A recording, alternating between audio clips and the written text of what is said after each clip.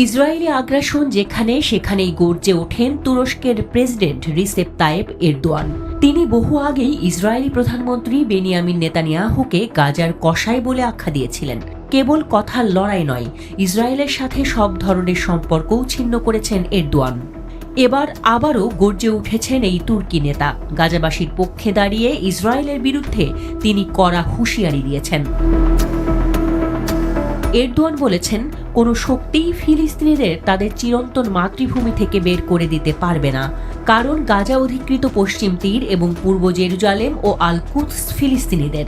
Erdogan মার্কিন president Donald ট্রাম্পের গাজা কিনে নেয়া কিংবা পুনর্গঠনের নামে গাজাবাসীকে অন্য কোথাও পাঠিয়ে দেওয়ার পরিকল্পনা প্রত্যাখ্যান করেন।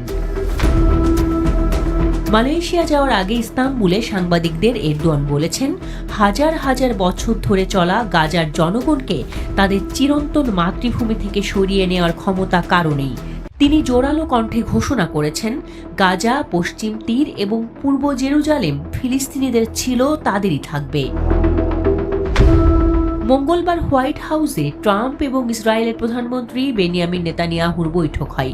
সেখানে মার্কিন প্রেসিডেন্ট বলেন, যুদ্ধবিধ্বস্ত অঞ্চলটিকে মধ্যপ্রাচ্যের রিভেরা হিসেবে রূপান্তর করতে চান তিনি।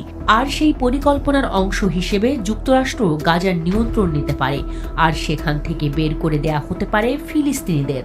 ট্রাম্প প্রস্তাব করেছেন, গাজাবাসীদের মিশর, জর্ডান এবং সৌদি আরবের মতো প্রতিবেশী দেশগুলিতে পুনর্বাসিত করা যেতে পারে।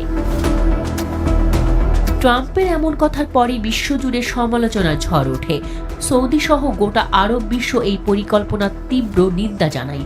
তারা বলে, গাজাবাসীরা গাজাতেই থাকবে, কোনোভাবেই পুনর্গঠন বা উন্নয়নের নাম করে তাদের গাজা থেকে বিতাড়িত করা চলবে না। এই ঘোষণার মাঝেই ট্রাম্প আবারও গাজা কিনে নেয়া কিংবা সেখানে সেনা পাঠানোর প্রসঙ্গ তোলেন। বৃহস্পতিবার এক টিভি সাক্ষাৎকারে ইসরায়েলের প্রধানমন্ত্রী নেতানিয়াহু ট্রাম্পের সুরে কথা বলেন। তিনি জানান, ট্রাম্পের পরিকল্পনা বাস্তবায়ন করতে তার দেশ উদ্যোগ নেবে।